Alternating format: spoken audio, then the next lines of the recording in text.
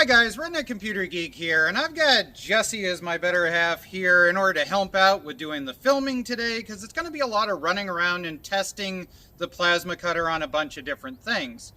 Now, I'm not sure if I should be slightly offended, because ARCCAPTAIN basically got a hold of me and said, hey, we would like somebody in a junkyard environment to test out our plasma cutter. I'm not sure if we live in a junkyard environment, and if we do, it's my fault, and I'm sorry, honey, and I love you. 50-50. 50-50, okay. So, luckily, I have a very supportive other half, and we're going to test out the ARCCAPTAIN today. We've got a menagerie of a bunch of different things here. We've got everything from 1/2-inch thick steel that it claims it will cut on 110. We're going to try it. We've got some 3/4-inch rod, we've got some basic cleanup stuff, and we've got a couple of little trick things to show you that are the reason why you would want a unit that has ArcPilot. Except for it didn't power up yet. There we go. One thing about ArcPilot I am going to make very clear, and I don't do safety protocol stuff very often. The reason why that tab is there and that you have to lift up and put your thumb in there is because if you accidentally hit that with your knee or something, it will burn a hole straight through your hand. It'll burn a hole into your leg. It will catch your pants on fire. I might know from experience on all three of those, so don't do it. Please don't. Alright, with that being said, Not today, please. let's get started. Now, I've been running this unit, and I do have one or two little quibbles we'll talk about at the end of this video, but for now, let's talk about some interesting positives and stuff. Grounding clamp is the usual boring whatever starter clamp, but the cable is an easy unbolt. You can upgrade for like 25 bucks later. I love AG60 cutting torches. The tips on them, just so you know, there are two different sizes. There is a 40 and a 45. If you're cutting 3/16 and below, you probably want a 40. If you're cutting above 3/16, you probably want a 45. When it comes to this unit, I like the fact that the readout is very easy to see from a long distance away. I can clearly see what it's on from the end of this extremely long cutting torch lead. Okay, a grinder is your best friend with a flap disc in order to have a ground when you're doing plasma cutting. The better the ground is, the better the cut is always going to be, just like welding. But a lot of times you end up in a situation where you don't have a grinder, you don't have whatever, and that's where the arc on this comes in handy. If I have this section here that's all powder coated in caca, I can sit here and I can blast out that piece and then hit your ground to it. Now from there, I should be able to just slice it right off.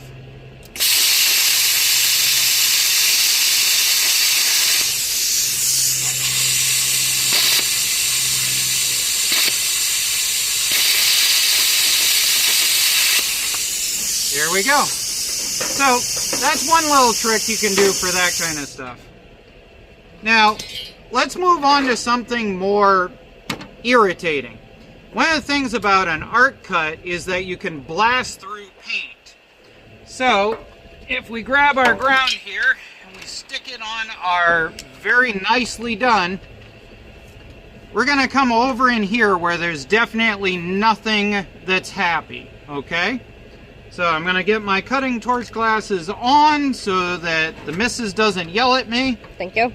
And here we go. Now, once you get a hole blasted through, it's going to error, especially as high as we've got it. We're going to turn this all the way down to 20 amp. So we had it at 30. We blew holes in it. Let's try that again.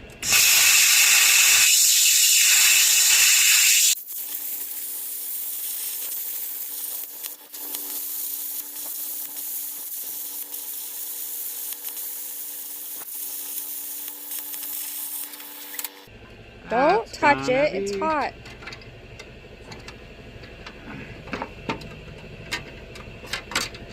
There we are. Now later on we can take those tabs and we can bend them around, paint it red, and we got an I love you for the missus. Alright, so let's talk another thing that plasma cutters are good for. So this is a situation you run into with a plasma cutter quite often. Could I cut this out in order to weld a new one on with a grinder? The answer is yes, but I'm going to end up with all kinds of offcuts and all kinds of other things. On the other hand, if I cut it with a plasma cutter, then all I got to do is just order up a nice round cut piece from a laser cutting service or something and just weld it on. So we're going to come right in on this lip and we're going to see if we can just obliterate the whole thing right out. Safety out, finger in, stop catching the hose on stuff, which is one of the irritations of this P60 hose.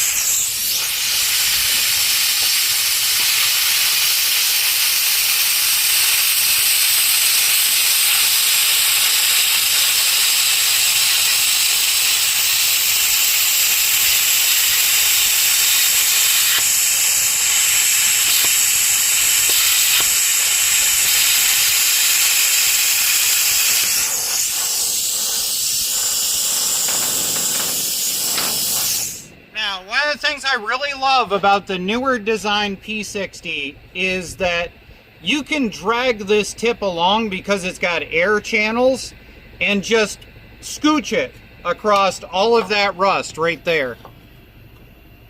Now, when we did the paint, we floated the tip. When we did this, we literally just dragged it across the surface. And also, these P60s have dropped significantly in price. I can order for 20 bucks a pack of like 10 of these plus 2 extra ceramic cups. So they're really cheap in today's world because these have become so common. Also, this entire torch, if you screw it up, accidentally cut through it like I've done on others, they're only like 50 bucks. They're really cheap in today's world. So let's grab another showing of plasma cutter. If we come back to this piece here. So again, we've ground out a very nice ground. Everything with a plasma cutter, the key to life is ground. This clamp should be your very first upgrade, something way better than this. If you've got something like this, it's all rusted up, it needs to be gone, and doing it with a grinder is doable. But you're gonna like obliterate 2 or 3 discs trying to get into this. Meanwhile, if we grab this plasma cutter,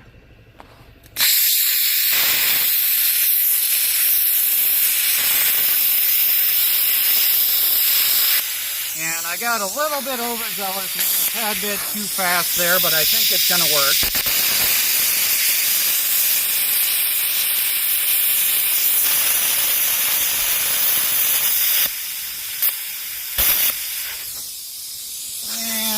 Hammer. Done. That would have been like a 10-minute job using a grinder. Plasma cutter costs more, save you time.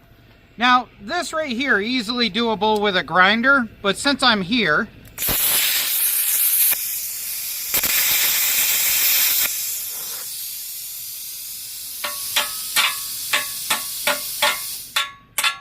well, of course it doesn't want to play. There we go. Now, a grinder would be prettier. You'd be all nice and flush, but that took seconds. Well, this is 35, so it's on full bore. Yep. So we've got it cranked just as high as it'll go. This is technically 3/4 of an inch, which should be too thick, but we're going to see if we can cut it, and then we're going to see if we can slice off this 1/2 inch thick gear. So let's try this. And I'm going to start from my side. That way I don't spray Jesse.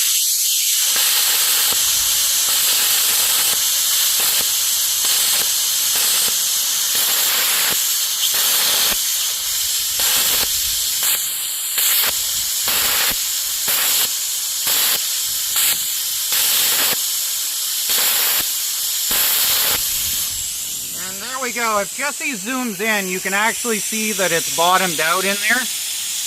So I can come around to the other side and cut it off, but basically it just plain isn't going to make it there without having 220. I mean, at this point, I can come around to the other side and we can torch it.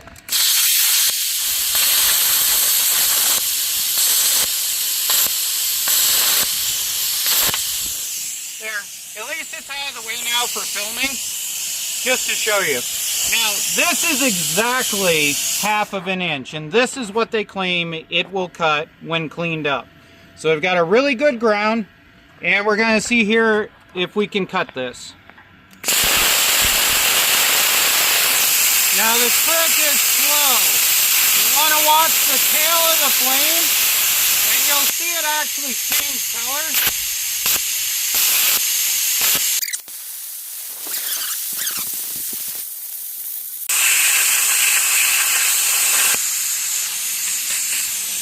Alright, hammer, all done.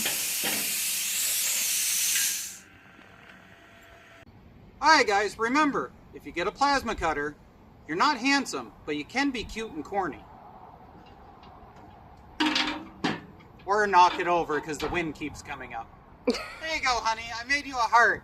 Thank you. You're the love of my life and all that corny crap. You can be cornier. Okay. Alright, so seriously, let's move on. I'm going to finish out the video with a time lapse, basically with a timer. We're going to blast this thing down. This is a pellet stove that I need the burner box out of. We've already gone through and unbolted everything that we can in order to get to the assembly. And so now we're going to blast off the base, we're going to blast off these sides, and we're going to get it down to just the firebox that we need. So Jesse's going to film. I'm going to start a timer the moment I start the torch. We'll see how long it actually takes me.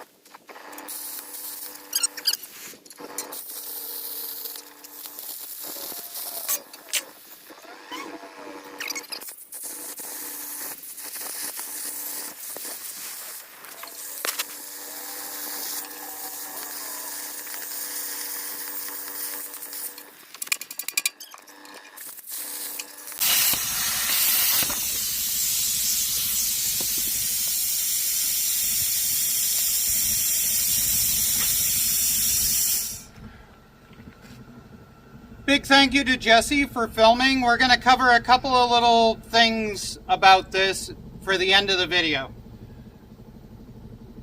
I don't like the air hose assembly that comes with this thing. I know, it's a $300 plasma cutter, but I've literally seen like $150 plasma cutters that come with a better air assembly. This is my own set of cutting goggles.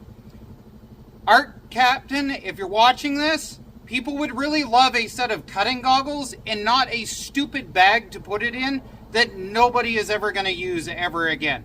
If somebody cares that much, they cut the bottom out of the box and they just flip the box on top of the unit to keep it safe from dust.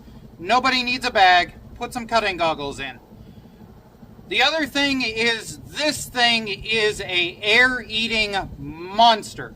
I have a 60-gallon air tank. It claims it runs at 50 psi. It really honestly doesn't. It runs at about 65 psi. And if you are cutting long time like I am right now, my air compressor has never ever shut off basically the entire time we've been cutting. Luckily, I have a big enough unit to run this, but I could thoroughly see a smaller air compressor being a big problem for this unit. I like it. Do I think it's a $300 unit? I'm not sure, because their previous version was only $230, and the only difference I see with this is that this one you can connect a Bluetooth app to know how long you have been cutting. I don't think that's really worth $50. I do think that the upgraded screen and being able to read stuff better is worth something, but I don't know. By the way, I dare you to make an idea as to how long that would have taken you to do with a grinder and cut off discs, and how many discs do you think you would have gone through? Have a discussion in the comment section. Bye-bye.